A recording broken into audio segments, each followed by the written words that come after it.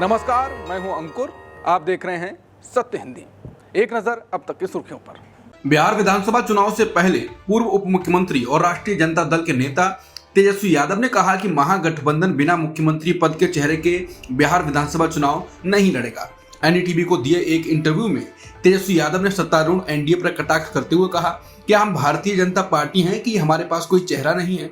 हम निश्चित रूप से मुख्यमंत्री पद का चेहरा पेश किए बिना चुनाव नहीं लड़ेंगे। बता दें, आरजेडी नेता तेजस्वी यादव ने कांग्रेस नेता राहुल गांधी को सार्वजनिक तौर पर प्रधानमंत्री पद के उम्मीदवार पद के लिए समर्थन दिया है, लेकिन राहुल गांधी ने तेजस्वी यादव को मुख्यमंत्री पद का उम्मीदवार घोषित करने से परहेज किया। राहुल गांधी ने मीडिया से बातचीत में कहा था, इंडिया ब्लॉक के सभी सहयोगी दल बिना किसी तनाव के आपसी सम्मान की भावना से मिलकर काम कर रहे हैं। हम मिलकर चुनाव लड़ेंगे और नतीजे अच्छे होंगे। वहीं तेजस्वी यादव ने अब कहा, थोड़ा इंतजार कीजिए, मुख्यमंत्री का फैसला तो जनता करेगी, लेकिन मुख्यमंत्री या सरकार का होना ही मुख्य बात नहीं है, हमें बिहार बनाना है। उन्होंने कहा कि इससे कोई फर्क नहीं पड़ता कि 5 या 10 दिन की देरी होती है। बिहार विधानसभा चुनाव से पहले एनडीए के 4 से ज्यादा विधायक और मंत्री जनता के गुस्से का शिकार हुए हैं।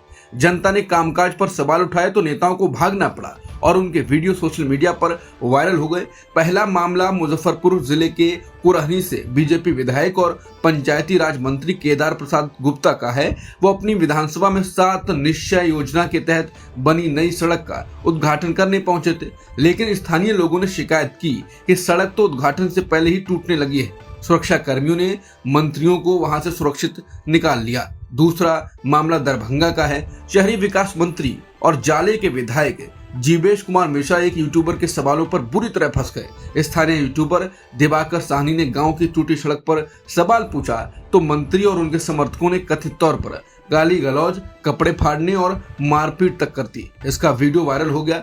मामला बढ़ा तो विपक्ष के नेता तेजस्वी यादव खुद दरभंगा पहुंचे और पीड़ित यूट्यूबर को थाने ले जाकर शिकायत दर्ज करवाई।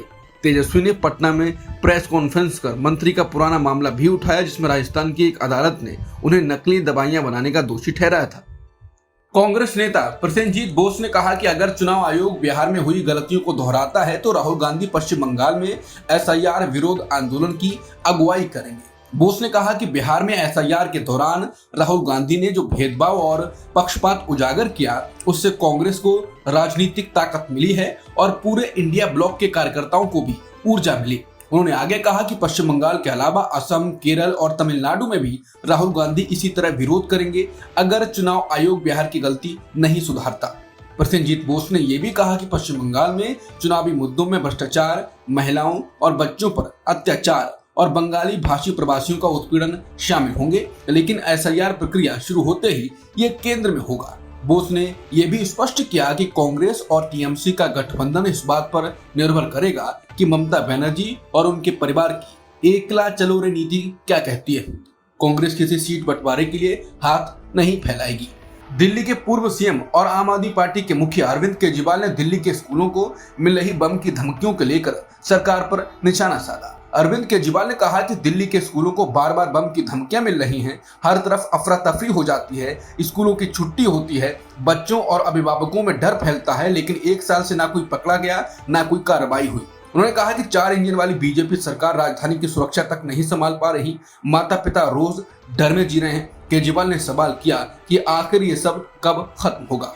अमेरिका में इमिग्रेशन और वीजा से जुड़ी परेशानियों के बीच राष्ट्रपति ट्रंप ने H-1B वीजा के लिए नई भारी फीस का ऐलान किया है। अब H-1B वीजा स्पॉन्सर करने वाली कंपनियों को $1 लाख लगभग 90 लाख रुपए चुकाने होंगे। व्हाइट हाउस की ओर से शुक्रवार को ये घोषणा की गई। ट्रंप प्रशासन ने कहा कि इस फैसले से कंपनियां केवल उन्हीं लोगों को लाएंगी जो बेहद कुशल होंगे और जिन्हें अमेरिकी कर्मचारियों से रिप्लेस न किया जा सके। ट्रंप ने ओवल ऑफिस में हस्ताक्षर करते हुए कहा कि कंपनियों को अच्छे वर्कर्स चाहिए और अमेरिका को बेहतरीन वर्कर्स मिलेंगे। बता दें, भारत H-1B वीजा का सबसे बड़ा लाभार्थी है। 2024 में 71% मंजूरियां भारत को मिली, जबकि चीन को 11.7% के साथ बहुत पीछे रहा। कांग्रेस सांसद गौरव गोगोई ने अमेरिका की तरफ से H-1B वीजा पर वार्षिक $1 लाख शुल्क लगाए जाने पर शनिवार को केंद्र सरकार की आलोचना की। गोगोई ने कहा, यह फैसला भारत के होनहार युवाओं और प्रतिभाओं के भविष्य पर गंभीर असर डालता है। उन्होंने पीएम मोदी पर भी निशाना साधते हुए कहा कि उनकी रणनीतिक चुप्पी और बड़े दिखावे की नीति अब राष्ट्र हित के लिए नुकसानदेह बन गई है। गोगोई ने ट्वीट में लिखा कि वो याद करते हैं कि पूर्व प्रधानमंत्री मनमोहन सिंह ने अमेरिका में एक भारतीय महिला कूटनीतिज्ञ के अपमान पर साहस दिखाया था, लेकिन अब मोदी सरकार की यही चुप्पी भारत और उसके नागरिकों के हित के खिलाफ साबित हो रही है। अमेरिका के H-1B वीजा पर $1 लाख शुल्क लगाने के बाद आम आदमी पार्टी विधायक और दिल्ली अध्यक्ष सौरभ भारद्वाज ने प्रधानमंत्री मोदी पर शनिवार को कटाक्ष किया। भारद्वाज ने कहा कि अमेरिकी राष्ट्रपति ट्रंप ने भारत को एक गिफ्ट दिया है, क्योंकि अब लोग वापस भारत लौटेंगे और विश्व गुरु मोदी के कार्यकाल को देख सकेंगे। सौरभ भारद्वाज ने ट्विटर पर राष्ट्रपति ट्रंप के restrictions on entry of certain non immigrants workers शीर्षक वाले प्रोक्लेमेशन का वीडियो भी साझा किया। भारत और अमेरिका के बीच ट्रेड डील पर बातचीत फिर से शुरू होने जा रही है। सूत्रों के मुताबिक वाणिज्य मंत्री पीयूष गोयल की अगुवाई में एक टीम अगले हफ्ते वॉशिंगटन जाएगी। इससे पहले इसी हफ्ते अमेरिका की टीम, जिसका नेतृत्व ब्रेंडन लिंच कर रहे थे, दिल्ली आई थी और भारतीय अधिकारियों से मुलाकात की थी। ये बातचीत सिर्फ अफसरों तक ही सीमित नहीं रहेगी, बल्कि राजनीतिक स्तर पर भी होगी। विदेश मंत्री एस जयशंकर और अमेरिका के विदेश मंत्री मार्को रूबियो अगले हफ्ते न्यूयॉर्क में यूएन महासभा के दौरान मिलेंगे। जयशंकर की अमेरिका यात्रा की आधिकारिक घोषणा जल्द होने की उम्मीद है। 19 सितंबर 2025 को भारत ने यूएन जनरल असेंबली में एक प्रस्ताव का समर्थन किया, जिससे फलस्तीनी राष्ट्रपति महमूद अब्बास आगामी हाई लेवल सेशन में वीडियो के जरिए अपने संबोधन दे सकते हैं। अमेरिका ने फिलिस्तीनी अधिकारियों को वीजा नहीं दिया था, जिससे वो व्यक्तिगत रूप से बैठक में शामिल नहीं हो सके। 193 सदस्यीय जनरल असेंबली ने ये प्रस्ताव participation by the state of Palestine को अपनाया। 145 देशों ने समर्थन किया, 5 विरोध और 6 देशों ने मतदान से अलग रहे। अमेरिका और इजराइल ने इसका विरोध किया। इस प्रस्ताव के अनुसार अब्बास 25 सितंबर को 80वें यूएनजीए सत्र के जनरल डिबेट में एक प्री रिकॉर्डेड स्टेटमेंट के माध्यम से बोलेंगे, जिसे वहां मौजूद उनके प्रतिनिधि के परिचय के बाद असेंबली हॉल में चलाया जाएगा। जनरल डिबेट 23 सितंबर से शुरू होगी और फिलिस्तीनी राष्ट्रपति 25 सितंबर को विश्व नेताओं को संबोधित करेंगे। अमेरिकी राष्ट्रपति ट्रंप के दबाव के बाद एक सरकारी वकील ने इस्तीफा दे दिया है। वह व्हाइट हाउस के एक राजनीतिक प्रतिद्वंदी के खिलाफ आरोपों की जांच कर रहे थे। ट्रंप प्रशासन ने न्यूयॉर्क की अटॉर्नी जनरल लेटिटिया जेम्स पर बेहतर मॉर्गेज डील हासिल करने के लिए रिकॉर्ड में हेराफेरी का आरोप लगाया। वहीं प्रोसिक्यूटर एरिक सीबर्ट ने कथित तौर पर इस मामले पर संदेह जताया है। ये इस्तीफा लेटिटिया जेम्स के खिलाफ जांच में क्रिमिनल चार्जेस नहीं लगाए जाने के बाद आया।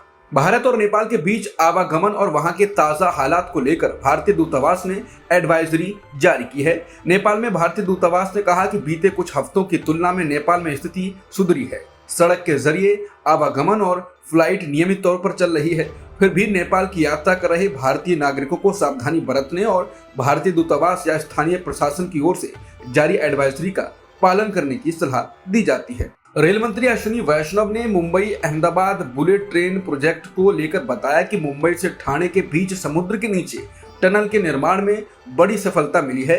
उन्होंने कहा कि मुंबई अहमदाबाद बुलेट ट्रेन परियोजना में आज एक माइलस्टोन अचीव हुआ। मुंबई से ठाणे के बीच समुद्र के नीचे से एक टनल का निर्माण किया जा रहा है। इसमें 4.8 किलोमीटर का एक महत्वपूर्ण सेक्शन है, उसमें बड़ी सफलता मिली। रेल मंत्री ने कहा कि मुंबई अहमदाबाद प्रोजेक्ट में 320 किलोमीटर का ब्रिज पोर्शन का काम पूरा हो चुका है। सारे स्टेशनों में बहुत अच्छा काम चल रहा है। नदियों पर बहुत तेजी से पुल बन रहे हैं।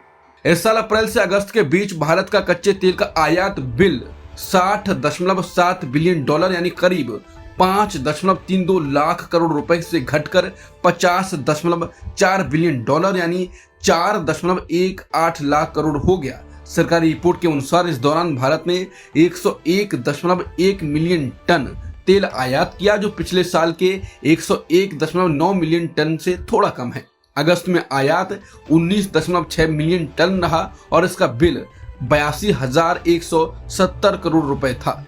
एक्सपर्ट्स के अनुसार तेल की कम वैश्विक कीमत और सस्ता रूसी तेल भारत के लिए बिल कम करने में मदद कर रहा है। रूसी तेल का आयात बाकी स्रोतों से $3 से $5 प्रति बैरल सस्ता है। इससे भारत के रिफाइनिंग उद्योग और ईंधन सब्सिडी को फायदा हो रहा है। हालांकि सवाल यही है कि जब तेल सस्ता उठाया गया तो भारतीय लोगों को पेट्रोल पंप के दाम में 1 पैसा भी कम क्यों नहीं मिला? ये सारा पैसा कहाँ जा रहा है?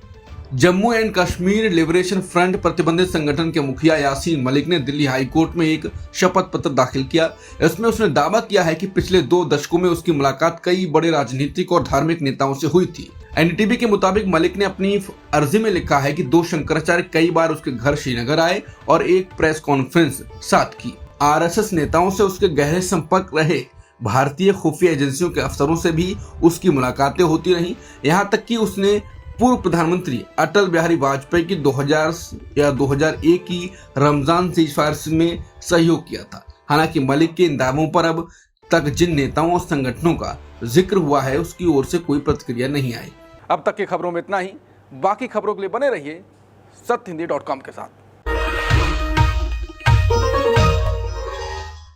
Copyright disclaimer under Section 107 of the Copyright Act 1976. Allowance is made for fair use for purposes such as criticism, comment, news reporting, scholarship, and research. Fair use is a use permitted by copyright statute that might otherwise be infringing.